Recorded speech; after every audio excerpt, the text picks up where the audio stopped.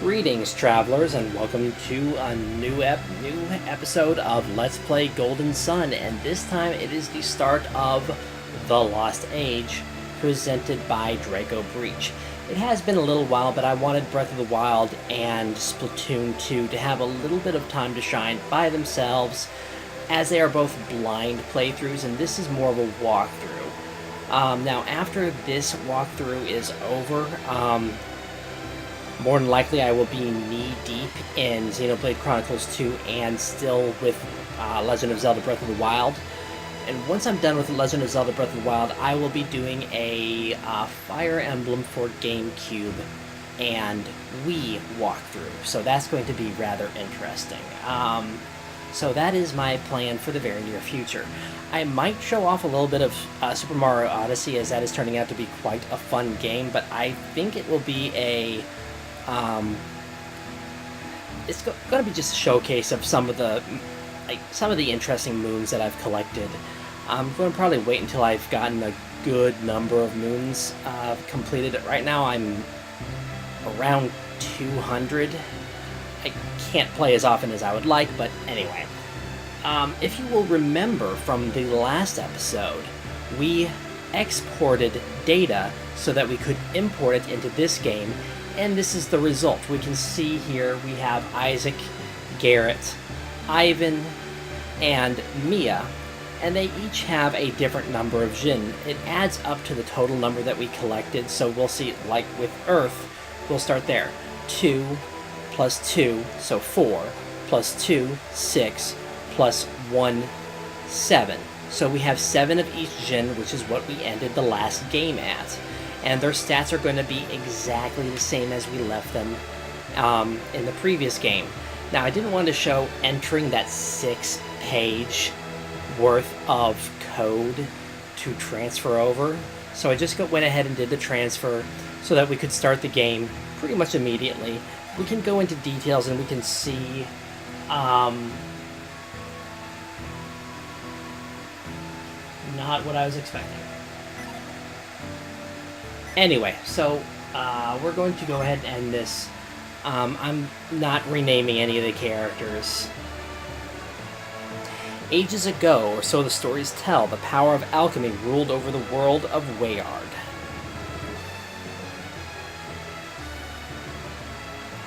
Alchemy wrought the base elements of humanity into thriving civilizations like lead into gold. But in time, man's dreams gave birth to untold strife, dreams of endless riches, of eternal life, of dominion over all that lived, dreams of conquest and of war. These dreams would have torn the world apart if not for a few brave and wise men who sealed away the power of alchemy deep in Mount Alf's soul sanctum. Honestly, I'm not 100% sure I'm pronouncing Alf correctly, but Prologue from Book 1.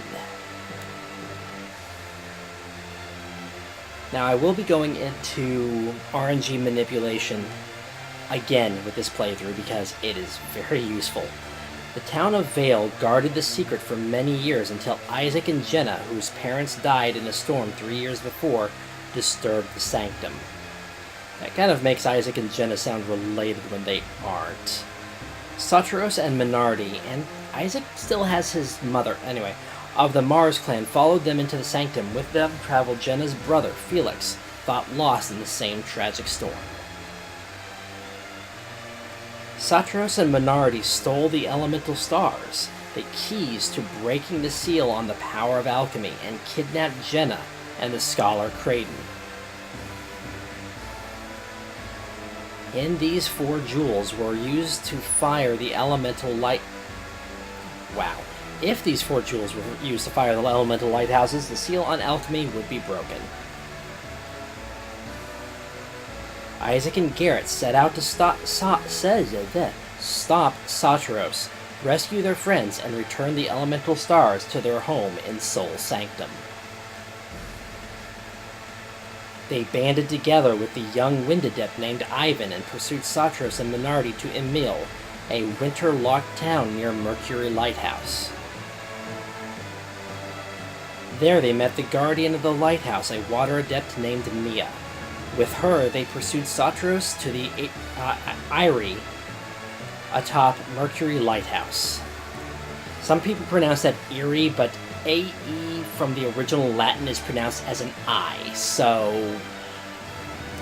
Isaac was too late to stop Saturos from lighting the beacon and escaping. Again, Isaac chased him down, crossing Angara to the shores of the Caragol Sea. This is a pretty good summary of what we did last time. Taking passage on a troubled ship, Isaac crossed the Caragol to Tolby. He spoke with Tolby's leader, the strange man named Bobby. And we won the Colosseum. Bobby entered Isaac in the Colosso as a test of his powers. Isaac's synergy won Colosso and earned him Bobby's trust. Bobby revealed a great secret to Isaac. And there we got a cap that I actually ended up not using, but trust me, it's very good if you want to grind.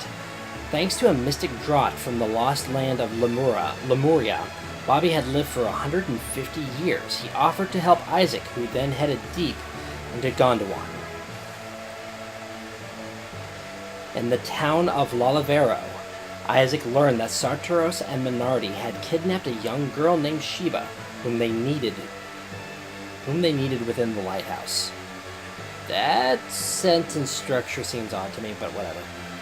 Isaac fought and defeated them atop the lighthouse, but he was too late. The beacon had been lit.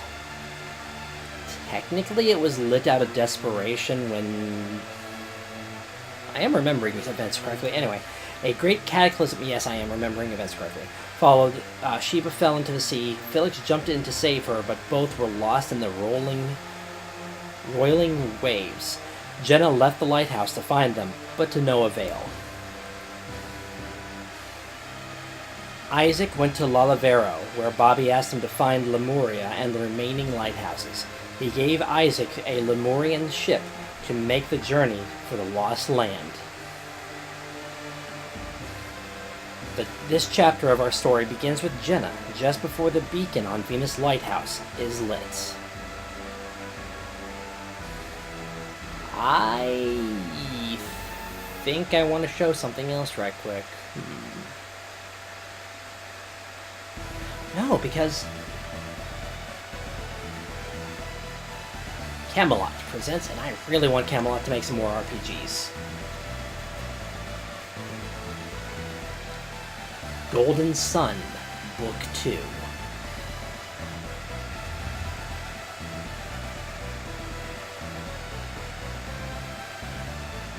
The Lost Age. Now, interestingly enough, this is actually not called Golden Sun 2. It is actually called Golden Sun, The Lost Age.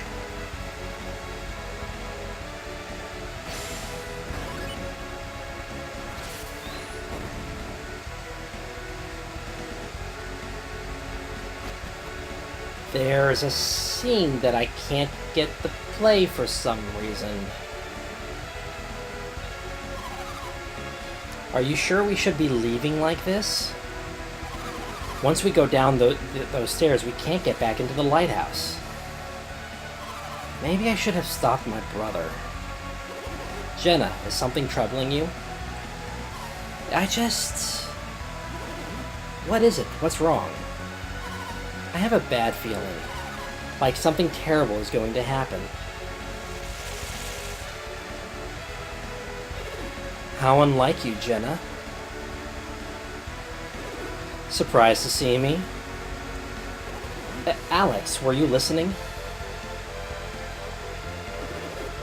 Where's Felix? Why isn't he here with you? My brother, he left us. What can Felix possibly be thinking? He was worried about Sheba and went to check on her. He was supposed to be leading you out of here. I thought you would have been far from this lighthouse by now. Why are you still here? We tried to stop Felix from going back up to the Eyrie. How unlike him. Once Felix gets an idea into his head, he rarely changes his mind. Oh, how like him, not... okay. Alex, what were you talking about just now? What did you mean when you said, how unlike you? I was merely surprised to hear you expressing such concern, Jenna. Nevertheless, I'm impressed Felix went back. Don't change the subject, Alex. What did you mean? Are you saying that I'm insensitive?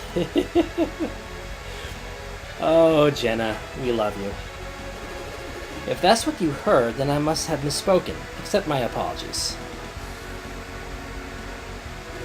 Well, Jenna, I think Alex has said his piece on the matter. I'm not sure he has, Creighton. Who do you think you are talking to me like that? A powerful water adept? I retract my statement, my dear. Forget all about it, Jenna. So tell me about this feeling, Jenna. I'm not sure we should be leaving Venus Lighthouse yet. What are you saying? You can't really mean to remain here. Alex is right. It's far too dangerous, Jenna. We would only hinder the others. The others? Did Isaac follow us to the lighthouse? It would seem so. He must be trying to stop Saturos and Menardi. If my brother goes back and finds Isaac, they're going to end up fighting. But the Venus Lighthouse has not yet been lit. Yes, they will fight. Oh, that scene that I'm thinking about is from the end of the last game. Oh my goodness, I just remembered. My mind, it's fun. If the Venus Lighthouse has not been lit yet, yes, they will fight. Felix is a terribly rash young man, is he not? Why are boys such fools? He may be rash, but Felix is no fool. His good qualities outweigh his bad. That's why I think Isaac would understand if we just talked to him. Why don't I think of this before? Why didn't I think of this before now? Oh my goodness, I can't even read. What is up with me in playing RPGs? I can read.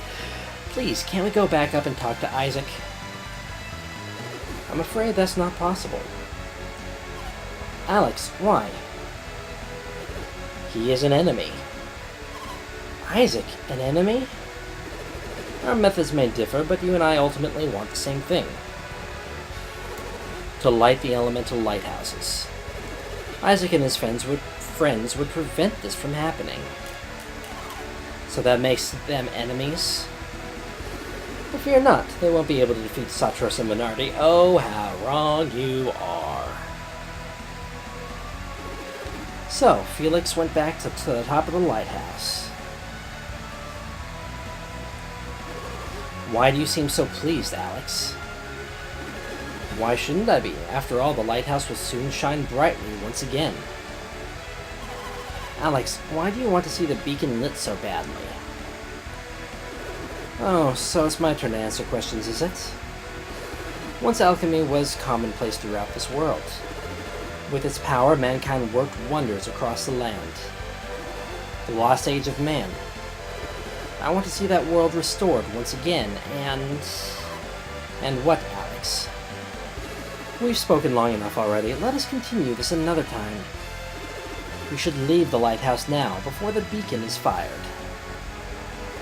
I concur. Let's meet at the location we agreed on and wait for Felix. Alright, Creighton, let's go.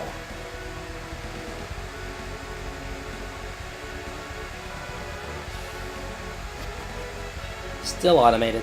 I love how the barrier just goes back up. Anyway, we have control of Jenna, and if we go into status, she is level 5. Interestingly enough, this is the maximum level that she can reach if you try to grind at the very beginning of the first game. And, well, she's a flame user. And you can tell that she does not have any Jin yet. Because, number one, there's no Jin menu. Not what I wanted. We can see her items already. I don't know why it's not in the correct order, but, you know, whatever. Level 5, and you would think, that's not a good level for this place, and yeah. You would probably be right. But I don't think...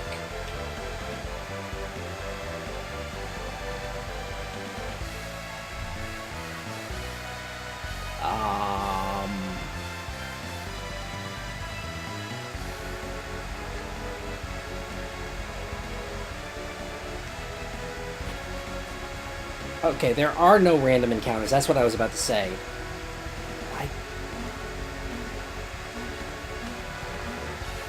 Can I get that chest?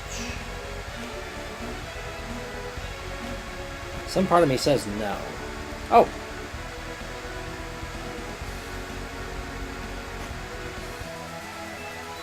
Okay. Oops, did not mean to do that. Anyway, I completely forgot that chest was there. And I reviewed my notes before starting this, so go figure, that happened. Anyway, we get that chest. That's the only one that you have to worry about. Yeah, there's only one chest in here. Okay. So we continue onward.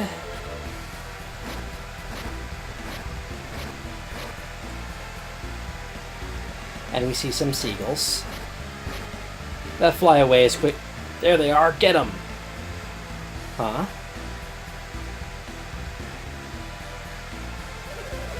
Eodem sent us to stand guard here, but I never thought we'd actually run into them. Scoundrels, what have you done with Shiva? Return her now, or you're really going to regret it.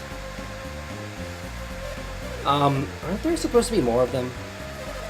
Huh? Maybe they're just the first ones to come out. Great, that means we've got them outnumbered. We can probably take them, you think? Go fetch the other Tolby soldiers still stationed in Lalivero. Yes, sir. And we'll go tell the guys in the caves. Got it, boss. How unfortunate. Looks like an ambush. What should we do, Jenna? What do you mean? Look around. We'll have to fight them. Are you serious? Jenna, are you really prepared to fight these men? We don't have any other choice. We have to... Well then, allow me to shoulder some of your burden. Burden? We regroup along the road leading away from Olivero. Do you understand? Yeah, we understand. You don't need to remind us, Alex. We know the place. Follow the road west and take the path down through the canyon to the cave. On the other side of that cave, you will find a small peninsula called Itojima. We meet there. Thankfully, only those workmen block your route. And fortunately, they don't look too tough. Hello, we can hear you. That's just plain rude. Why don't the two of you escape and leave the Tolby soldiers to me? And with that, I think I will actually call an end to this episode. So for the time being, this will be Draco Breach reporting out. God bless and safe travels.